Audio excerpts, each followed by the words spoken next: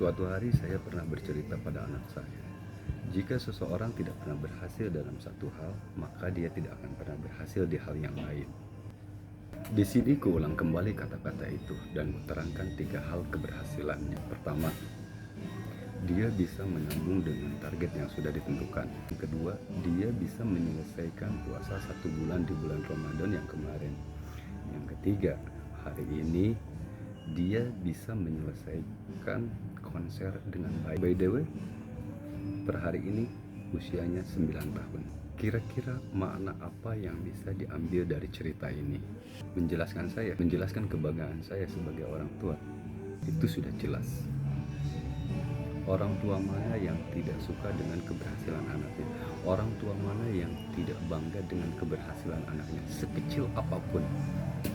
Jika ada orang tua yang tidak bangga dengan keberhasilan anaknya, perlu dipertanyakan, ada apa gerangan? Apakah ekspektasi yang terlalu tinggi atau ada hal yang lain? Jika itu tujuan saya, ini tidak perlu dijelaskan karena sudah jelas. Kembali ke pertanyaan, makna apa yang bisa diambil dari cerita ini? Begini teman, saya tidak memberikan setiap yang diinginkannya. Ketika dia mengingatkan sesuatu, saya memintanya untuk menabung. Uangnya didapat dari mana? Saya mengajaknya ke pasar. Saya memberi dia pekerjaan dan saya memberi upah agar dia tahu bagaimana cara mencari uang. Itu yang pertama. Yang kedua, kenapa saya meminta dia berpuasa selama 1 bulan pun tidak meminta?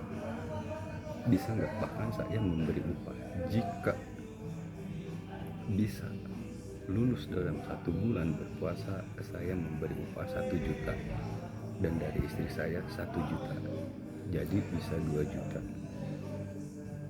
Itu kenapa? Ini sengaja saya lakukan. Saya ingin melihat dia mampu atau tidak. Terus terang, sebagai orang tua saya ada perasaan gini, saya nggak mau anak saya kelaparan tiba-tiba mati karena saya yang dulu berpuasa. Buat apa anak-anak berpuasa? Tetapi ini adalah cara saya. Apakah dia mampu menyelesaikan? Ketika dia mampu menyelesaikan yang ini, ada sesuatu yang memang nanti akan saya berikan yang lebih berat dari itu.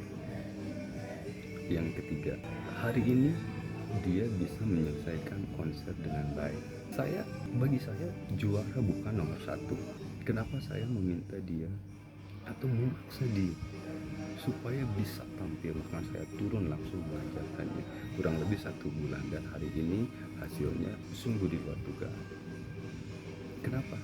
Saya ulang kembali, jika seseorang tidak pernah berhasil dalam satu hal, dia tidak akan pernah berhasil di hal yang lain. Saya terangkan, nah, kamu sudah punya 3 keberhasilan.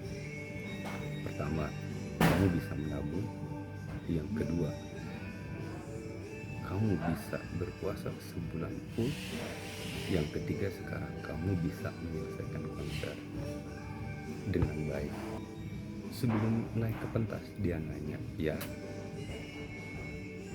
kalau nanti salah gimana? Terusan, kata saya, teruskan. Jika salah, kenapa? Tidak ada yang denda, tidak haram. Teruskan saja. Kalau perlu Allah yang naik ke atas. Nah, dari ini semua cerita, sebelum kami pulang, tadi kami mampir dulu di rumah makan. Maka saya ulas kembali. Nah, kamu telah menyelesaikan 3 keberhasilan. Keberhasilan yang ketiga, sebenarnya saya tidak berekspektasi banyak. Dengan kamu bisa tampil naik ke atas pentas dan menyelesaikan dengan baik, sudah cukup. Dan jika tadi hasilnya baik, itu adalah nilai plus. Karena bagi ayah, bukan kamu nomor 1, tapi kamu mampu untuk tampil dan kamu mampu untuk membawa diri. Artinya kamu mampu menghadapi orang banyak. Itu poinnya. Yang kedua, poinnya apa? Dia nanya lagi, ya bagaimana nanti kalau ada konser di Bali, apakah kita berangkat? Kenapa saya bilang? Nah, yang pertama itu bukan pengen ke Bali, bukan pengen. Nah, yang harus kamu inginkan itu bukan pengen ke Bali, bukan pengen ke hotel mewah, bukan keinginan yang kamu inginkan itu segala keinginan, tetapi yang harus kamu inginkan adalah ilmu.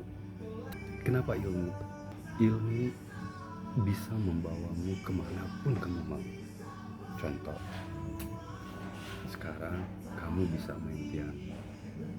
1 tahun ini kamu belajar, alhamdulillah sudah bisa, dan sudah bisa menunjukkan bahwa kamu bisa. Dan dengan ilmu kamu sekarang bisa konser, bisa main. Pengen naik kapal, kamu sering bilang kan, ya pengen keluar negeri. Ilmu cari, nanti ilmu yang akan membawamu pergi ke luar negeri. Itu ya, nanti kalau ke Bali gimana, pelajari piano, pelajari satu ilmu apa saja. Nanti setelah kamu bisa, ilmu itu akan membawamu pergi ke sana. Jadi kamu nggak perlu, kalau pengen ke Bali, cari ilmu. Apapun itu, yang dicari adalah ilmu. Itu poinnya. Begitu teman-teman. Seseorang yang tidak pernah berhasil dalam satu hal, kemungkinan terbesar dia tidak akan pernah berhasil di hal yang lain. Kenapa? Karena dia tidak tahu proses untuk menjadi seorang pemenang.